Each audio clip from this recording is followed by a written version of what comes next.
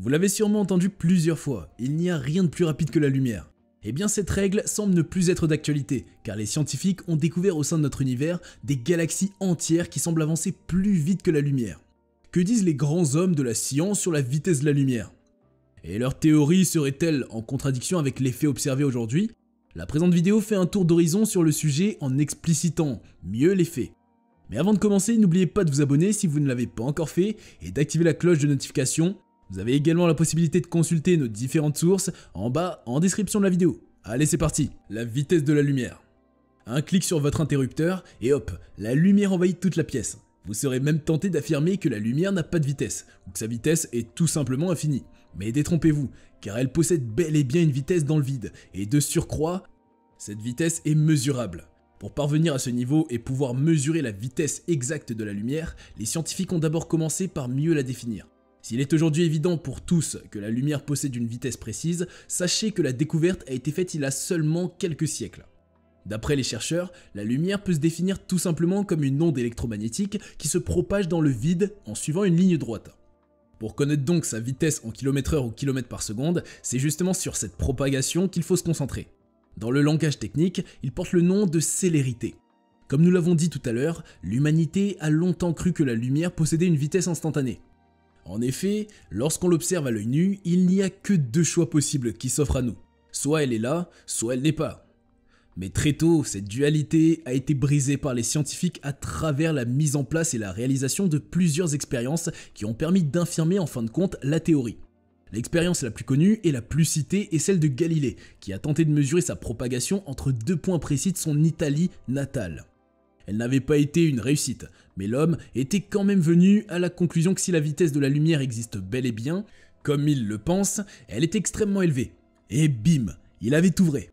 Le développement de la technologie nous a permis quelques siècles plus tard d'estimer avec une certaine précision la vitesse de la lumière dans l'espace, et l'on est venu à 300 000 km par seconde, soit 300 millions de mètres parcourus chaque seconde. La première fois qu'on apprend cela, il faut avouer que ça a fait un effet, et il est vraiment difficile de l'imaginer. Au fil du temps, elle a fini par se confirmer, et les chercheurs l'emploient même comme unité de mesure au sein du cosmos. Vous entendrez parler de l'année-lumière qui exprime la distance que la lumière a la possibilité de parcourir en une année complète. Toutefois, les scientifiques mettent souvent l'accent sur un point essentiel concernant la célérité. Elle n'est pas fixe dans tous les milieux où la lumière parvient à se propager. En fonction de la densité du milieu de propagation, de sa nature ou encore de sa concentration chimique, l'année-lumière n'est plus identique. Dans l'eau par exemple, la vitesse de la lumière va baisser pour atteindre une vitesse de 225 000 km par seconde. Il est vrai que vous ne pouvez pas percevoir la différence à l'œil nu, mais retenez qu'elle est quand même assez importante et mérite d'être notifiée. Lorsqu'il s'agit d'autres matières comme le diamant, la vitesse est encore plus réduite de moitié, atteignant 125 000 km la seconde. La lumière est un mur infranchissable. Rien ni personne ne peut se déplacer plus vite que la lumière. C'est ce qu'affirme la théorie restreinte d'Albert Einstein. Le principe a été annoncé par le scientifique durant le 19e siècle. Il a émis la théorie de la relativité restreinte, selon laquelle un élément physique qui subit de l'accélération gagne de la masse. S'il devait accélérer jusqu'à atteindre une vitesse identique à celle de la lumière, sa masse deviendrait probablement infinie. Imaginez-vous un peu un objet avec une masse infinie, mais qui se déplace aussi vite que la lumière. C'est impossible, voire insensé. Pour qu'un objet gagne de l'accélération avec cette masse, il faudra lui fournir une quantité d'énergie extrêmement importante. Pour vous aider à avoir une idée de la quantité nécessaire, prenez l'exemple des fusées spatiales qui sont employées de nos jours.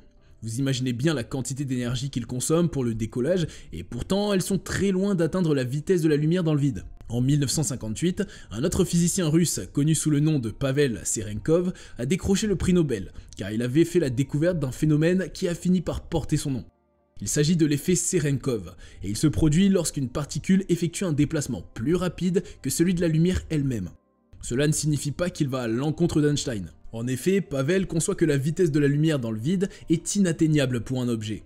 Mais comme nous l'avons dit, cette vitesse a tendance à diminuer dans certains milieux comme l'eau. C'est dans des milieux similaires que le scientifique a donc effectué ces divers tests. À l'image d'un avion qui franchit le mur du son et qui émet un son bien caractéristique, les particules qui parviennent à se déplacer plus vite que la lumière émettent une lumière bleue très intense. C'est ce phénomène qui porte à ce jour le nom de rayonnement Cherenkov. Parlons du rayonnement d'Hawking. Décédé en mars 2018, Stephen Hawking est l'un des plus grands physiciens et talentueux vulgarisateurs qui a laissé son empreinte dans le monde de la science. Ce savant au QI plus élevé que celui d'Einstein est connu pour ses nombreuses théories sur les trous noirs, les supercordes, les singularités, mais également et surtout le rayonnement des trous noirs auquel il a donné son nom. Le rayonnement de Hawking est une lumière qui est émise par les trous noirs et qui est très bien expliquée par les lois qui définissent la mécanique quantique. Ce rayonnement survient lorsque les trous noirs perdent toute leur masse et s'évaporent. Ils perdent au même moment leur mouvement cinétique dans le cas où ils étaient en rotation, de même que leur charge électrique s'ils en possèdent une. Ce qui fait toute la particularité d'un tel phénomène et le rend unique, c'est le fait qu'un trou noir ne devrait normalement pas laisser la lumière s'échapper. D'après la relativité générale, tout ce qui intègre son horizon n'a pas la possibilité d'y sortir, y compris la lumière.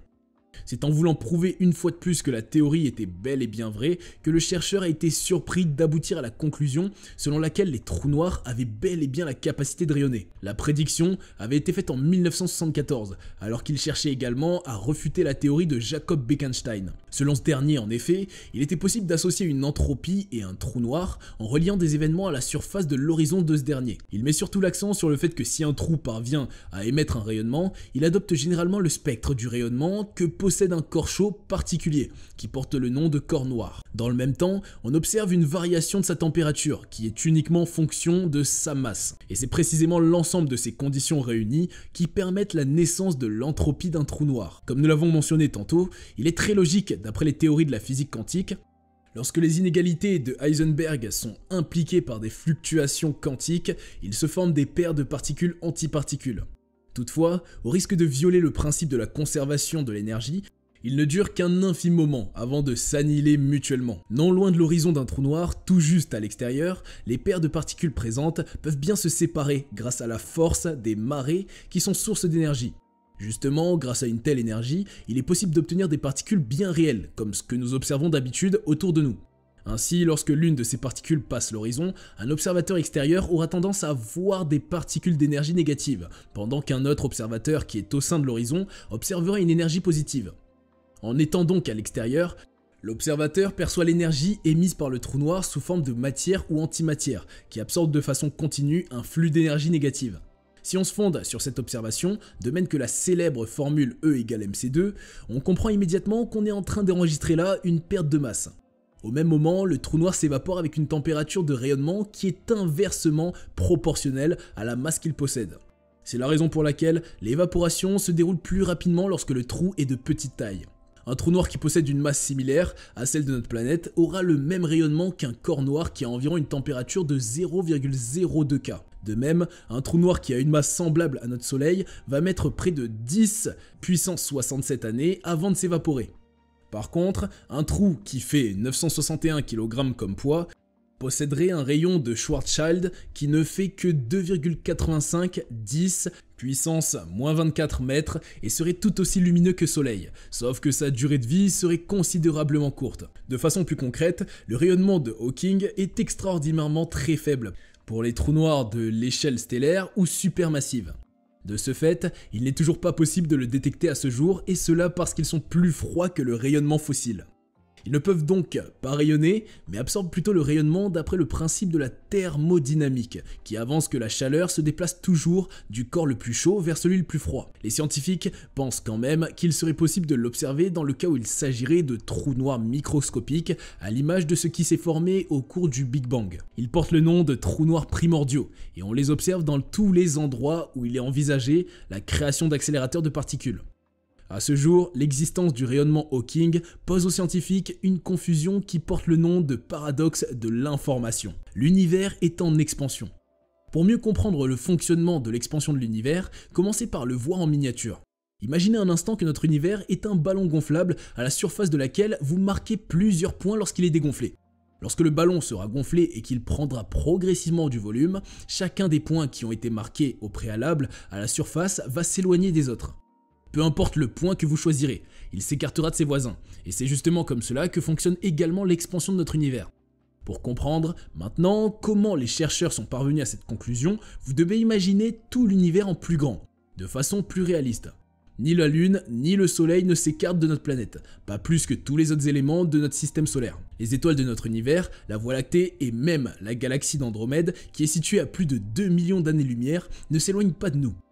Eh bien, aussi surprenant que cela paraisse, tous ces éléments sont en train de se rapprocher à une vitesse voisine de 500 km par seconde. L'univers n'est-il plus en expansion ? Oui, sauf qu'elle le fait à des échelles de dizaines, voire centaines de millions et milliards d'années-lumière. Dans la globalité, les galaxies s'écartent les unes des autres, mais cela n'empêche pas du tout que certaines se rapprochent, au point même d'entrer en collision.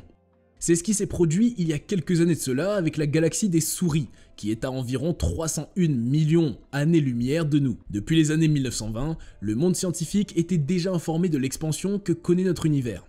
À l'époque, les astronomes américains avaient remarqué que les objets célestes, qui avaient été localisés loin de nous, s'éloignaient encore plus. L'autre remarque intéressante est que plus ils étaient éloignés, et plus leur vitesse de déplacement semblait grande. Pour mieux comprendre ce phénomène, il leur fallait mesurer la distance qui sépare chaque objet de nous, ainsi que sa vitesse. Au début du XXe siècle, la communauté scientifique a eu la confirmation que notre univers était bien en expansion. À cette époque, la question de savoir si tous les objets célestes qui sont visibles font partie de notre galaxie ou d'une autre a fait couler beaucoup d'encre. Pour trancher le débat, les scientifiques ont donc procédé à la mesure des distances, et cela a permis de conclure que la Voie lactée était bel et bien une galaxie, comme plusieurs autres. Mais ce qui a surtout permis de mettre en évidence l'expansion de l'univers, c'est la méthode employée par l'astronome américain Edwin Hubble. Il s'est en effet aperçu qu'il y avait une corrélation entre la distance d'une galaxie et la vitesse à laquelle elle s'éloigne de nous. Comme nous l'avons mentionné plus tôt, autant elle est lointaine et autant sa vitesse est grande. Bien que ce phénomène n'avait pas été réellement explicite à l'époque, il a porté le nom de la constance de Hubble H0. Elle indique l'augmentation que connaît la vitesse lorsque l'univers connaît une croissance d'1 million de parsecs, MPC, distance équivalente à 3,2 millions d'al. À l'heure actuelle, lorsqu'on s'écarte d'un mégaparsec, la vitesse des objets célestes connaît également une augmentation de 74 km par seconde. Le résultat direct d'une telle chose est que si l'on remontait dans le temps, l'univers se contracte sur elle-même et sa densité augmente. Les galaxies sont plus rapides que la lumière. Et si on poussait notre réflexion sur le sujet encore plus loin ? À votre avis, pour quelles raisons n'apercevons-nous pas encore d'autres galaxies plus lointaines ? La réponse est simple. C'est parce qu'elles se déplacent plus vite que la lumière qu'elles émettent, et par conséquent, cette dernière ne peut plus nous atteindre. Là, l'éternelle question revient encore. Comment est-ce possible de se déplacer plus vite que la lumière ? Pour mieux comprendre le phénomène, il suffit d'analyser de plus près la théorie d'Einstein sur la notion de la vitesse galactique.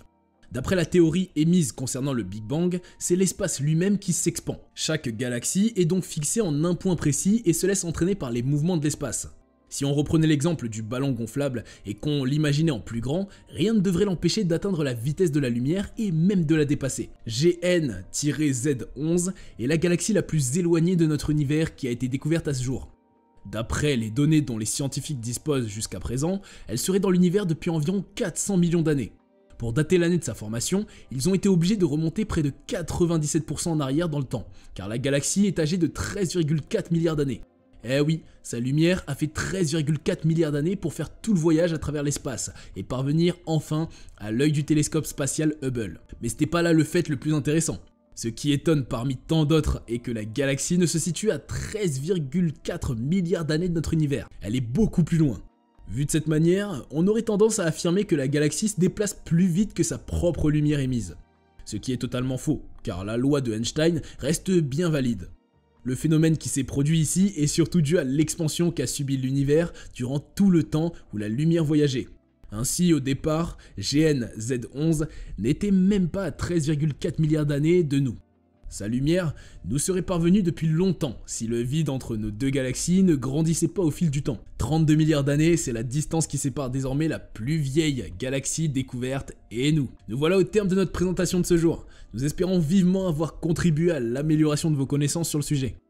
L'immensité, de même que le caractère infini de l'univers, lui permettent de nous offrir une infinité de faits intéressants.